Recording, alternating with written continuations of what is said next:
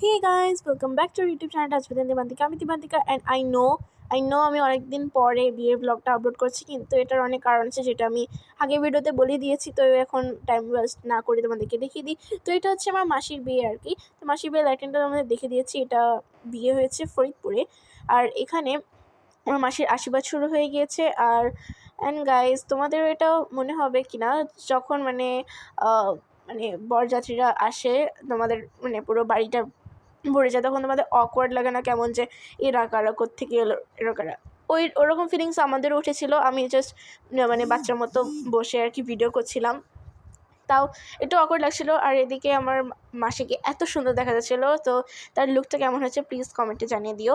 আর এখানে দেখতে পাচ্ছ আশীর্বাদ আর কি শুরু হয়ে গিয়েছে, তার আশীর্বাদ করছে সবাই। অ্যান্ড প্লিজ এখানে হচ্ছে আমি, আর এখানে আমি পরেছিলাম একটা রয়্যাল ব্লু কালারের একটা হ্যাভি লেহেঙ্গা, যেটা আমার মানে কিনেছিলাম অনেক দিন আগে, কিন্তু এটা অনেক বড় হয়ে গেছিলো। আর এটা হচ্ছে বাইরের লুক।